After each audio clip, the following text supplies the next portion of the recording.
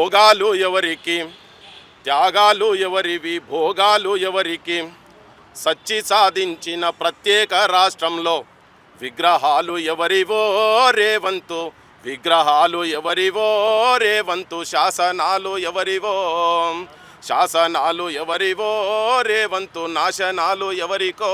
నేనే శాసనం, నాదే శాసనం అని విర్రవీగుతున్న యనుమల రేవంత్ రెడ్డి గారు ఒక కొత్త అధ్యాయానికి మొదలు పెట్టబోతున్నాడు. ఆల్రెడీ స్టార్ట్ చేసిండు ఆయనే.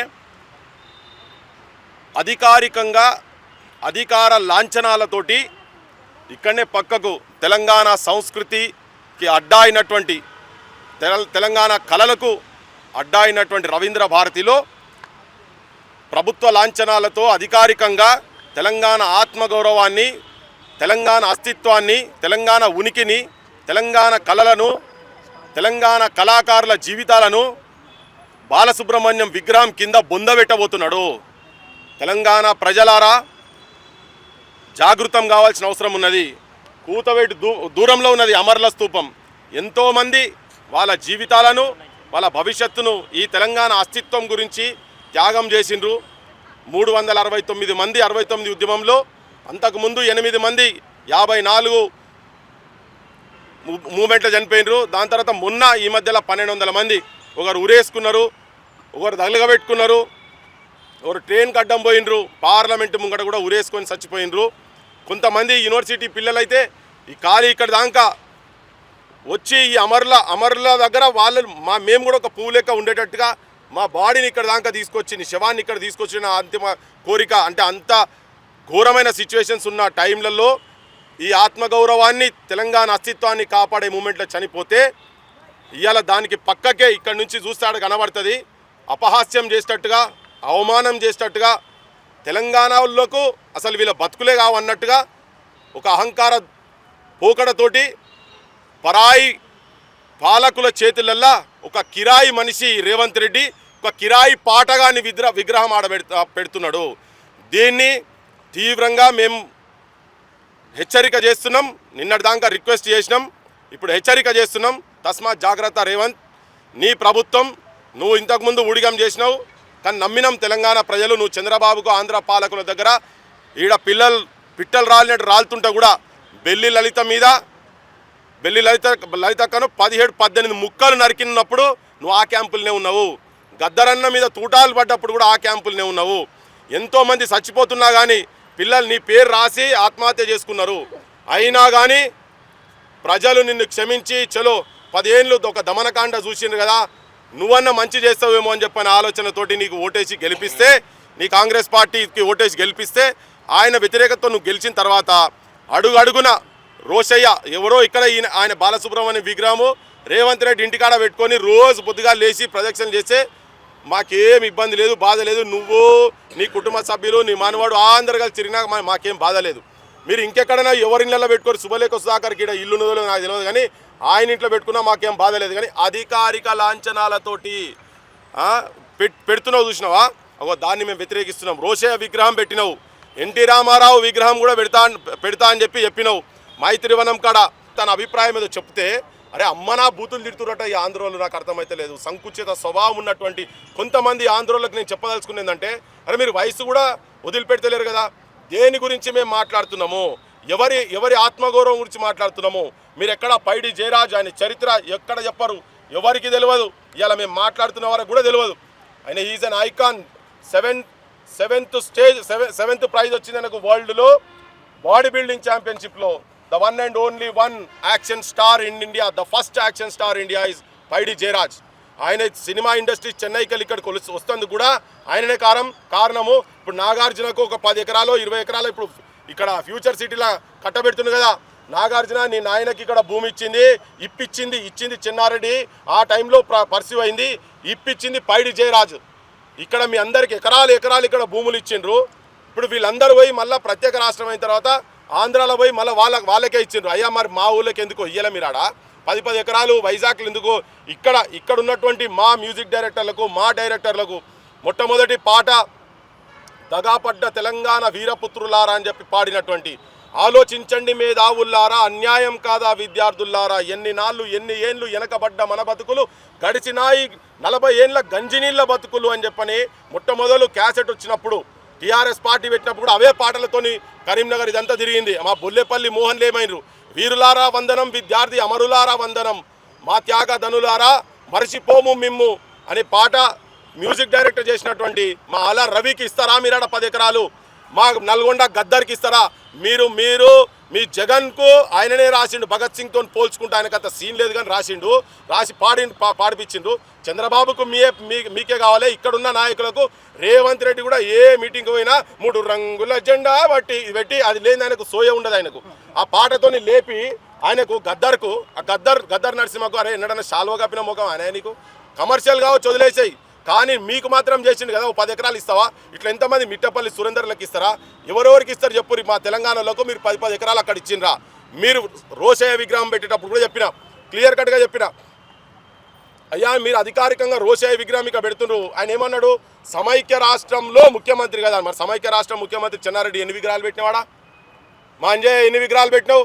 మీ జాగాలకు వెళ్ళి ప్రధానమైన మంత్రి అయినటువంటి పివి నరసింహారావుది ఒక జిల్లా పేరు పెట్టినవా? మా చెన్నారెడ్డి గారి పేరు మీద ఒక జిల్లా పెట్టు. అరే సోయిలేని ముఖ్యమంత్రి, నీకు దమాకున్నదో లేదో మాకు అర్థమైతే లేదు. ఉండి చేస్తున్నావా లేక చేస్తున్నావా అర్థమైతే లేదు. నువ్వు కూస్తున్న కొమ్మను నువ్వే కొట్టుకుంటున్నావు. తెలంగాణ కోపాన్ని తట్టి లేపుతున్నావు. రక్తగీతమై రాసుకుంటుంది బిడ్డ. రక్తగీతంలా నువ్వు కరిగిపోతావు, నలిగిపోతావు, నాశనం అవుతావు. క్లియర్గా చెప్తున్నాం మేము రాజకీయంగా. నువ్వు ప్రతిసారి నీ పైసల అహంకారంతో ఏదో జూబ్లీ హిల్స్లా చాలా ప్రోగ్రాములు చేసిండు. ఇక్కడ కాదు, ఆయనకు పాకిస్తాన్లో కూడా నాకు కూడా అభిమానం ఉన్నారని చెప్పిండు ఆయన. అయ్యా కరెక్టే ఉండొచ్చు. మరి మా సుఖసత్య గారు 4 రాష్ట్రపతులతో అవార్డులు తీసుకున్నాడు. ఆయన 4 రాష్ట్రపతులతో, 4 ప్రధానమంత్రితో అవార్డులు తీసుకున్నాడు. హైయెస్ట్ దేశంలో ఉన్నటువంటి సంగీతం సంబంధించినటువంటి 11 మంది ముఖ్యమంత్రుల దగ్గర తీసుకున్నాడు. అమ్మవారు పార్వతిరాని రాగం తీస్తే ఇట్లా పల్లెలు ఇట్లా పల్లెలు పశువులు అందరు నిద్రలకే లేచి కదిలినట్టు వస్తుండేది తనెంబడి. అయ్యా మరి మా ఊళ్ళో ఇవాళ ఆడు ఉండొద్దా? మా మిద్దరాములది ఉండొద్దా? మా చిందు ఎల్లమ్మది ఉండొద్దా? గివిటి గురించి మాట్లాడు మా దాశరథులు ఉండొద్దా? మా ముచ్చలతరణ గారి అటువంటి వాళ్ళు ఉండొద్దా? ఇక్కడ ఈ సమాజం గురించి, తెలంగాణ సమస్యల గురించి కొట్లాడి జైళ్ల పాలైన వాళ్ళ విగ్రహాలు ఉండాలన్నా? ఒక కిరాయి గొంతు అయినటువంటి బాలసుబ్రహ్మణ్యం విగ్రహం ఉండాలనేది జనం కూడా తెలుసుకోవాలి. తెలంగాణ జనం కూడా చూసిరు కదా వాళ్ళ లోపల ఎంత ఉన్నదో. అందుకే చెప్పిండు ముచ్చటేతన గారు, అప్పుడే చెప్పిండు, 12 ఏళ్ళు గడిచినా కానీ పుష్కరం ఒక్కటి పోయినా కానీ వేరు బుద్ధి వారు మానరు బాబు, పాడు బుద్ధి విడనాడరు బాబు అని. ఆ వేరు బుద్ధి వాళ్ళ లోపల ఉన్నది, పాడు బుద్ధి వాళ్ళ లోపల ఉన్నది కనుక ఇలా స్వరాష్ట్రమైన తర్వాత 12 ఏళ్ళకు కూడా ఇంకా వాళ్ళు అదే మాట మాట్లాడుతున్నారు. 56లో కలిసినప్పుడు 68లో రాసిన పాటకు ఇప్పటికి కూడా ఇంకా చాలా ప్రోగ్రాములు చేసిండు. ఇక్కడ కాదు, ఆయనకు పాకిస్తాన్లో కూడా నాకు కూడా అభిమానం ఉన్నారని చెప్పిండు ఆయన. అయ్యా కరెక్టే ఉండొచ్చు. మరి మా సుఖసత్య గారు 4 రాష్ట్రపతులతో అవార్డులు తీసుకున్నాడు. ఆయన 4 రాష్ట్రపతులతో, 4 ప్రధానమంత్రితో అవార్డులు తీసుకున్నాడు. హైయెస్ట్ దేశంలో ఉన్నటువంటి సంగీతం సంబంధించినటువంటి 11 మంది ముఖ్యమంత్రుల దగ్గర తీసుకున్నాడు. అమ్మవారు పార్వతిరాని రాగం తీస్తే ఇట్లా పల్లెలు ఇట్లా పల్లెలు పశువులు అందరు నిద్రలకే లేచి కదిలినట్టు వస్తుండేది తనెంబడి. అయ్యా మరి మా ఊళ్ళో ఇవాళ ఆడు ఉండొద్దా? మా మిద్దరాములది ఉండొద్దా? మా చిందు ఎల్లమ్మది ఉండొద్దా? గివిటి గురించి మాట్లాడు మా దాశరథులు ఉండొద్దా? మా ముచ్చలతరణ గారి అటువంటి వాళ్ళు ఉండొద్దా? ఇక్కడ ఈ సమాజం గురించి, తెలంగాణ సమస్యల గురించి కొట్లాడి జైళ్ల పాలైన వాళ్ళ విగ్రహాలు ఉండాలన్నా? ఒక కిరాయి గొంతు అయినటువంటి బాలసుబ్రహ్మణ్యం విగ్రహం ఉండాలనేది జనం కూడా తెలుసుకోవాలి. తెలంగాణ జనం కూడా చూసిరు కదా వాళ్ళ లోపల ఎంత ఉన్నదో. అందుకే చెప్పిండు ముచ్చటేతన గారు, అప్పుడే చెప్పిండు, 12 ఏళ్ళు గడిచినా కానీ పుష్కరం ఒక్కటి పోయినా కానీ వేరు బుద్ధి వారు మానరు బాబు, పాడు బుద్ధి విడనాడరు బాబు అని. ఆ వేరు బుద్ధి వాళ్ళ లోపల ఉన్నది, పాడు బుద్ధి వాళ్ళ లోపల ఉన్నది కనుక ఇలా స్వరాష్ట్రమైన తర్వాత 12 ఏళ్ళకు కూడా ఇంకా వాళ్ళు అదే మాట మాట్లాడుతున్నారు. 56లో కలిసినప్పుడు 68లో రాసిన పాటకు ఇప్పటికి కూడా ఇంకా వాళ్ళ మనస్తత్వాలు ఏంటి అనేది చాలా క్లియర్ కట్ గా తెలియజెప్తున్నారు. వాళ్ళే మన ఇక్కడ ఉన్నటువంటి రాజకీయ నాయకులు, ఆంధ్ర పెట్టుబడిదారులు, ఆంధ్ర రాజకీయ వ్యవస్థ చేతులలో బందీలైపోయినారు. వీళ్ళంతా వాళ్ళ పైసలకు వీళ్ళు కకృతి పడి కుక్క బిస్కెట్లు వేస్తే తినే లెక్క ఇక్కడ రాజకీయ వ్యవస్థ పనిచేస్తుందని చాలా బాధతో చెప్పదలుచుకున్నా. విజ్ఞప్తి ఏంటంటే, ఎవరన్నా మాట్లాడదలుచుకుంటే అంశాల మీద, ఎవరి చరిత్ర మీద మాట్లాడతారు చెప్పండి? ప్రభాకర్ రెడ్డి గారి చరిత్ర మీద మాట్లాడతారా? కత్తి కాంతారావు చరిత్ర మీద మాట్లాడతారా? లేకపోతే మా దాశరథి గురించి మాట్లాడతారా? ఇంకెవరి గురించి మాట్లాడతారు? ముచ్చరత్నారాయణ గారి గురించి మాట్లాడతారా? మా జానపదాలకే నిలువైనటువంటి మా శంకర్ సారంగపాణిల గురించి మాట్లాడతారా? ఎవరి గురించి మాట్లాడతారు చెప్పండి? కనీసం మీతోనే ఉండి సమైక్యవాదంతో శ్రీనారాయణ రెడ్డి గారి కన్నా మీరు గౌరవం ఇచ్చినరా? మీ ఇంట్లో పెట్టుకుంటే మాకేం పంచాయతీ లేదు. అధికారికంగా ముఖ్యమంత్రి నువ్వు సోయినోరు అయితే జీవోలు తీసుకొచ్చి ఉద్యోగాలు ఇవ్వయా. నువ్వు అన్న 2 లక్షల ఉద్యోగాలు, పెన్షన్లు నువ్వు చెప్పినాయో మా ఊళ్ళకు 25,000 అన్నావు, 250 గజాలు అన్నావు. ఈ జీవోలు ఇటువంటి జీవోలు, పెన్షన్లు నువ్వు పెన్షన్లు అటువంటి జీవోలు తీసుకురా. పిల్లలకు స్కాలర్షిప్ల జీవోలు తీసుకురా. ఈ జీవో బాలసుబ్రహ్మణ్యం విగ్రహం పెట్టకపోతే ఇప్పుడు తుఫాన్ వస్తుందట. అంటే తెలంగాణ అస్తిత్వాన్ని పొందబెట్టే ప్రయత్నం ఏదైతే రేవంత్ రెడ్డి చేస్తున్నావో తస్మాత్ జాగ్రత్త. నీ పార్టీ వాళ్ళు కూడా సోయినోళ్ళు, రాహుల్ గాంధీ మీరు ఏమైనా సోయి ఉండేది ఉంటే ఈయన తలకాయల సీవేజ్ పోతున్నది, డ్రైనేజ్ పోతున్నది, ఆ డ్రైనేజ్ తీసేసి ఏమైనా సద్బుద్ధి కలగాలని చెప్తున్నాం. ఒకవేళ మీరు ఇప్పుడు చాలా మంది నువ్వు గౌరవించుకున్నట్టు పెద్ద మనిషే చెప్పిండు, ఓ జర్నలిస్ట్ పెద్ద మనిషి చెప్పిండు చెప్పులు మెడకేస్తా అని చెప్పని. మా వాళ్ళు ఒకరొకరు లోపట ఉడుకుతున్నారు. ఇలా మా ఇక్కడ తెలంగాణ సంబంధించిన కవులు వీళ్ళందరూ కూడా కవులు కావచ్చు, రచయితలు గుండె గాలి. ఇలా ఫేస్బుక్ లలో ఒక్కొక్కరు మెసేజ్లు చూడండి ఒక్కసారి, యువతరం కూడా చూడాల్సిన అవసరం ఉన్నది. మా దగ్గర ఇప్పుడు ఏంటంటే తెలంగాణలో ఎన్నికలు, గ్రామ పంచాయతీ ఎన్నికలు ఉన్నాయి కాబట్టి మీకు ఆ సెగ తలుగుతలేదు. 4 రోజులు అయితే మీకు కూడా సెగ తలుగుతుంది. మా యువకులు ఒక్కసారి యూనివర్సిటీలకి కిందికి పోతే మీకు కూడా సెగ తలుగుతుంది. మీరు జాగ్రత్త. ఈ ప్రయత్నం ఏదైతే జరుగుతున్నదో విగ్రహాలు పెట్టి తెలంగాణ ఆత్మగౌరవాన్ని వంచే ప్రయత్నమే జరుగుతున్నదో వెంటనే ఆపుకోండి. అది మీకే మంచిది. ఒకవేళ ఆపకుంటే మాత్రం పరిణామాలకు బాధ్యులు మీరే. రేపు ఆ బాలసుబ్రహ్మణ్యంకు విగ్రహానికి ఏ మాత్రం చెప్పులేసినా, తలగబెట్టినా, కూలగొట్టినా అది మీరే బాధ్యత వహించాల్సి ఉంటది. కేసులు ఏమైతే 2-3 పోతారు వస్తారు కావచ్చు. అందరు మా లెక్క గాంధీవాదులు ఉండరు.